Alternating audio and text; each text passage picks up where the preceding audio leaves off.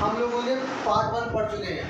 NCERT में inter में 2 बुकें हैं, एक पहली बुक दूसरी बुक। फर्स्ट बुक कंप्लीट हो चुकी है, सेकंड बुक में जो पहला चैप्टर दिया है, जो 7th चैप्टर है, वो कौन सा चैप्टर है? चैप्टर नंबर 7, उससे हम लोग कहते हैं इंट्रीगल्स। तो अब इसका कुछ बेसिक पॉइंट्स बता देते हैं कि यार इंट्रीगेशन में हम लोग को क्या क्या पढ़ना है।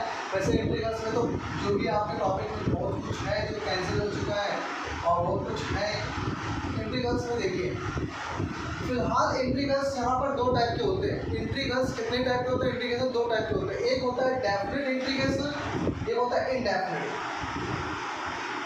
एक होता है इनडेफिनेट इंट्रीगल और एक होता है डेफिनेट इंट्रीगल।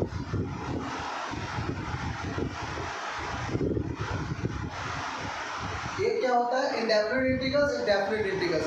अब इंडेफिनेट इंटीग्रल्स क्या होता है, डेफिनेट इंटीग्रल्स क्या होता है, ये हम लोग करते हैं। आपने जो 7.1 एनसीईआरटी बुक की बात कर रहा हूँ, 7.1 2 3 4 5 6 7 तक जो एक्सरसाइज है वो पूरा बेस्ड है इंडेफिनेट इंटीग्रल्स पे। उसके बाद 7.8 हट चुकी है, 7.9 10 11 जो है वो डेफिनेट इंटीग्रल्स पे बेस्ड है। अच्छा, इंडेफिनेट इंटीग्रल्स और डेफिनेट इंटीग्रल्स होता क्या है? जब किसी जैसे कोई इंटीग्रेशन दे रखा है, उस इंटीग्रेशन में अगर हमें लिमिट ना दे रखी हो, अपर लिमिट लोअर लिमिट ना गिवन हो, तो वो अगर ना दे रखी हो तो फिर इंडेफिनेट इंटीग्रल्स होता है। इंडेफिनेट इंटीग्रल्स में क्या होता है? इंडेफिनेट इंटीग्रल्स में कोई भी सॉल्व करे उसके डिफरेंट आंसर्स आ सकते हैं। इंडेफिनेट इंटीग्रेशन के डिफरेंट आंसर आ सकते हैं, लेकिन डेफिनेट इंटीग्रेशन का एक प्रॉपर सबका फिक्स आंसर आएगा, ये बात ध्यान रखिएगा। अच्छा, अब मैं क्या बता रहा हूँ फिर से सुनिए। इंडेफिनेट इंटीग्रेशन, चलिए एग्जांपल के तौर पर बता दूँ। जैसे लिखा है x की पावर n dx। देखो इसमें आप ये जो इंटीग्रेशन का साइन होता है, जो दिख रहा है ना, ये इंटीग्रेशन का साइन होता है। इस साइन में देखिए यहाँ पर इसे कहते हैं हम लोअर लिमिट और ये अपर लिमिट। जो उसका ऊपर हिस्सा होता है उसे अपर लिमिट कहते हैं, नीचे वाले को लोअर लिमिट कहते हैं। तो इसमें कहीं अपर लिमिट में कुछ लिखा है क्या? कोई नंबर या कोई कुछ नहीं, लोअर लिमिट में कुछ नहीं, तो ये इंडेफिनेट इंटीग्रेशन है, याद रखिएगा।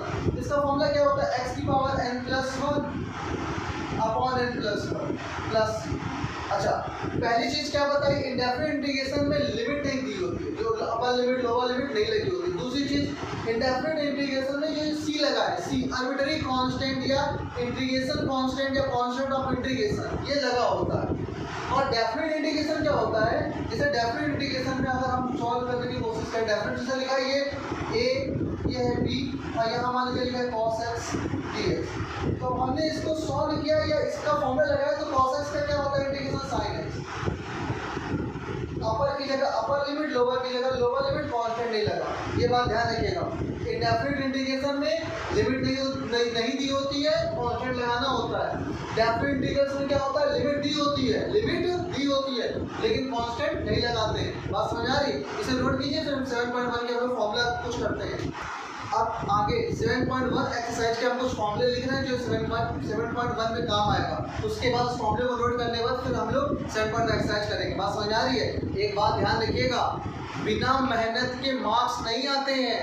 अगर आप ये सोच रहे हैं कि आप थोड़ा बहुत पढ़ लेंगे और आपके अच्छे मार्क्स आ जाएंगे, नहीं, जितना हार्ड वर्क करेंगे उतना ही आपके लिए अच्छा होगा, ये बात ध्यान रखिएगा। आप फॉर्मूला लिख रहे हो, देखिएगा ध्यान से।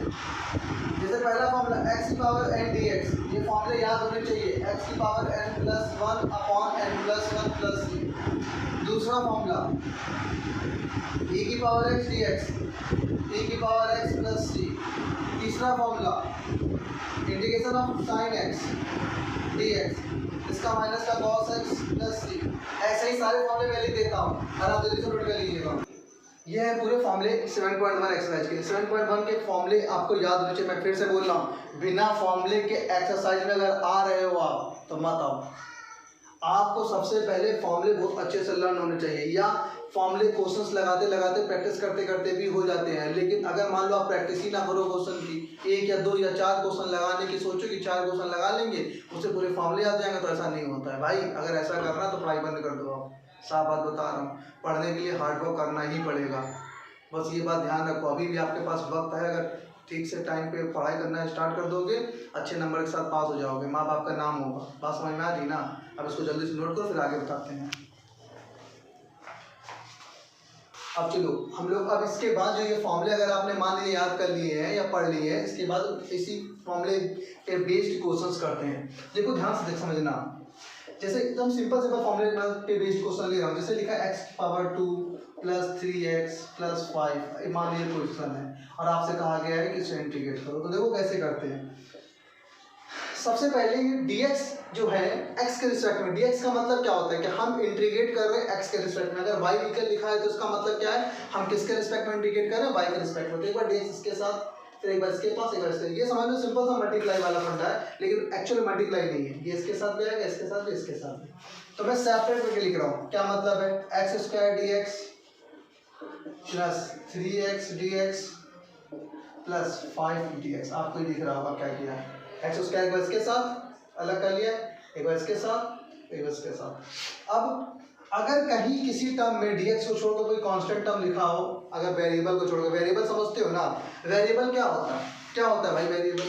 वेरिएबल वो x की वैल्यू है, x या y है, वो होता है जिसकी वैल्यू हमेशा वेरी करती रहती है। वेरिएबल क्या होता है, जिसकी वैल्यू फिक्स नहीं होती, हमेशा वेरी करती रहती है, वो वेरिएबल होता है। अब देखो जैसे ये लिखा है तो x की पावर 2, हम लोगों ने भी फॉर्मूला पढ़ा था x की पावर n का, x की power n plus 1 upon n plus 1। तो वो फॉर्मूला हम यहाँ पे अप्लाई करेंगे तो क्या आएगा, 2। देखो पावर यहाँ पे क्या लिखा है, n, यहाँ पर पावर क्या लिखी है, 2। तो 2 प्लस 1 अपॉन में भी 2 प्लस 1। इसका करेंगे तो 3 बाहर, 3 से कोई मतलब नहीं है, 3 कांस्टेंट है, 3 बाहर कर दिया, समझना आप, x dx, 5 बाहर, इसका dx। अब देखो आप एक बात समझना, इसका तो हम कर चुके हैं ना इंटीग्रेशन, इसका तो इंटीग्रेट कर चुके हैं, तो इसके लिए कांस्टेंट क्या लगाएंगे अब हम, c1। इसका जब इंटीग्रेशन करेंगे तो कांस्टेंट क्या आएगा, c2। इसका क्या आएगा, c3। वो c1 c2 c3 मिलकर c बनाते हैं। अगर आपने ये सोचा कि लास्ट में सिर्फ c लगा देंगे, अभी क्या जरूरत है कांस्टेंट लगाने की, तो याद रखिएगा फिर नंबर चले जाएंगे, ये बात ध्यान रखना, हाफ हाफ हाफ करता जाएगा। तो ये हो जाएगा x की power 3 upon 3 plus 3 x dx। x फिर वही चीज, यहाँ पर x की पावर कुछ नहीं दिख रही तो 1, यहाँ पर पावर अगर 1 है तो क्या आएगा, 1 प्लस 1 x की पावर 2 अपॉन में भी क्या आ जाएगा 2 प्लस 5 dx का क्या होता है x। अब देखो एक इसका कांस्टेंट c2 आता है, एक इसका कांस्टेंट c3 आता है, सब मिला के क्या बना लेंगे c। अब इसे सही से सेट कर लीजिए, ये आपका आंसर हो जाएगा x³ upon 3 3x square upon 2 plus 5x plus c। अब इसको जल्दी से आप नोट कर लीजिए, फिर अगला क्वेश्चन देखते हैं। देखिए मैंने कुछ क्वेश्चंस लिखे हैं, 2-3 क्वेश्चन लिखे हैं, इसको सॉल्व कर लेते हैं। इसको सॉल्व करने के बाद फिर आप 7.1 एक्सरसाइज खुद से ट्राई करने की कोशिश करना, और जो नहीं आएगा आप कमेंट्स में हमसे पूछना, मैं उसको बता दूंगा आपको, आप परेशान मत होना। चलो देखते हैं पहला क्वेश्चन से, जो पहला क्वेश्चन मैंने लिखा। फर्स्ट क्वेश्चन क्या लिखा है, देखो ax square plus bx plus c, separate करना है, सेपरेट करो, करते हैं। ax स्क्वायर dx, देख रहा है ना, ax स्क्वायर के साथ dx plus bx dx c dx। बातें मत 10 बार समझा रहा हूँ, बिना पढ़े कुछ नहीं हो सकता है। देखो जिंदगी में कुछ करना है, मैं बार बार एक ही चीज रिपीट कर रहा हूँ, जिंदगी में अगर आपको कुछ करना है तो जैसे पढ़ाई कर रहे हो वैसे ही ना करो, हमेशा हंसने से काम नहीं चलता है, ये बात ध्यान रखो जो समझा रहा हूँ।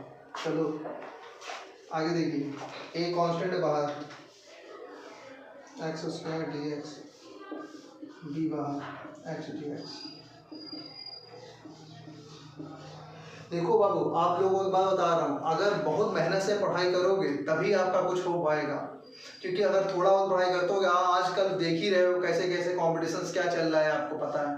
जो मेहनत करता है ना, जो ये सोचता है ना, अगर जो ये सोचता है कि मैं बहुत मेहनत करता हूँ मेरा कुछ नहीं हो रहा, गलत सोचते हो। कंपटीशन, लोग कहते हैं कंपटीशन बढ़ा रहा है, लेकिन देखा जाए एक्चुअल में तो कंपटीशन बहुत कम हो रहा है। आप उतनी मेहनत ही नहीं करते हो जितनी आपको फैसिलिटी दी गई, उसके एवज में अगर आप थोड़ी सी मेहनत करो तो आप इंसान बन जाओ। जब देखो तब डिसिप्लिन इधर उधर करना, हैबिट सही करो। चलो आगे देखते हैं, मेहनत करना सीखो बाबू, हर चीज शॉर्टकट से नहीं हो जाती है, थोड़ा हार्ड वर्क भी करना सीखो। हार्ड वर्क का कोई भी शॉर्टकट नहीं होता है, ये लिख के ले लीजिए, ये हमेशा ध्यान रखना। चलिए आगे देखते हैं,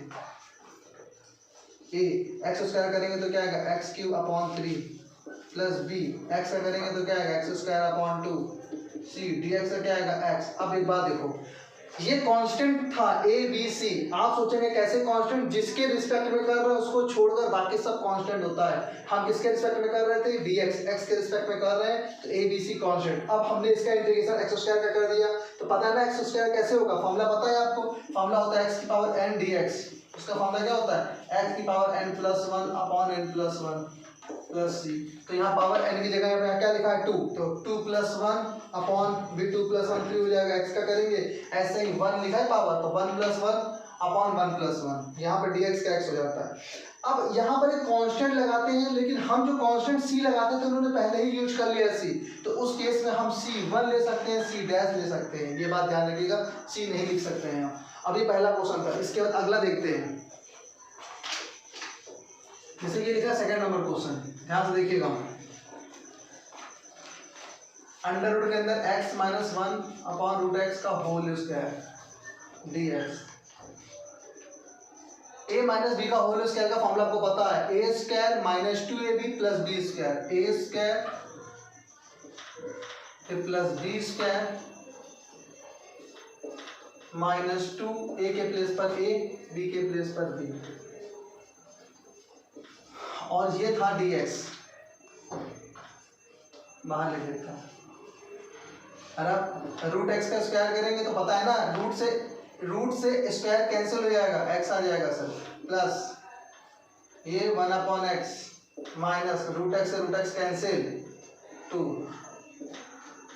सेपरेट कर लीजिए x dx, सेपरेट करने का मतलब समझते हैं ना, dx एक बार x के पास आ जाएगा, एक बार इसके पास, एक बार इसके पास,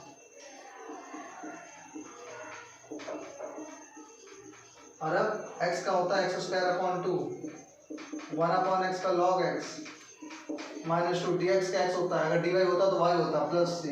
ये आपका सेकंड नंबर क्वेश्चन है, ढंग से नोट कर लीजिएगा, कोई चीज़ ना समझ में आए तो पूछ लीजिएगा। अब इसके बाद थर्ड नंबर क्वेश्चन देखते हैं, देखिए अब इसके बाद third number question, x cube minus x square plus x minus 1 upon x minus 1, इन दोनों में कुछ कॉमन दिख रहा है आपको, x cube minus x square में, हाँ दिख रहा है, क्या दिख रहा है एक्स स्क्वायर, जैसे कॉमन लेंगे तो क्या बचेगा एक्स माइनस 1, प्लस इन दोनों में कुछ कॉमन नहीं, जिसका कोई कॉमन, जिसका कुछ भी कॉमन नहीं होता उसका क्या होता है 1, जिसमें कोई दिखता नहीं है कॉमन, एक्स माइनस 1 अपॉन में क्या दिख रहा है एक्स माइनस 1, क्या किया इन दोनों में कॉमन क्या था एक्स स्क्वायर, बचा क्या एक्स माइनस 1, इन दोनों में कॉमन कुछ नहीं तो 1, एक्स माइनस 1 अपॉन में जो लिखा था वो एज इट इज, इसमें और इसमें पूरे में ध्यान से देखिए, एक्स माइनस 1 दोनों में कॉमन, और दूसरे ब्रैकेट में क्या आ जाएगा एक्स स्क्वायर प्लस 1 अपॉन में क्या है एक्स माइनस 1, एक्स माइनस 1 से एक्स माइनस 1 क्या हो जाएगा कैंसिल, बचा क्या एक्स स्क्वायर प्लस 1, और इसका आप इंटीग्रेट कर लेंगे, कैसे इंटीग्रेट करेंगे यहाँ आपको बता देगा, ध्यान दीजिएगा, x square dx plus dx का 1 में मल्टीप्लाई करेंगे तो सिर्फ dx आ जाएगा, एक्स स्क्वायर का पता है 2 प्लस 1 अपॉन 2 प्लस 1, इसका dx का x प्लस सी एक्स क्यूब, नोट कर लीजिए ढंग से। और एक बात ध्यान रखिएगा, जितने क्वेश्चंस हैं इसको बहुत अच्छे से फॉर्मूला याद करने के बाद सारे क्वेश्चंस लगाने हैं आपको, बहुत ढंग से समझ लीजिए। और हाँ, बिना मेहनत के, मैं फिर से बोल रहा हूँ, हार्ड वर्क की कोई भी शॉर्टकट नहीं होता हार्ड वर्क का। आप हार्ड वर्क करना शुरू कर दो अभी से, घर में मन लगा के पढ़ाई करो, टाइम टेबल बनाओ, बोर्ड की तैयारी करो, चलो नोट करो।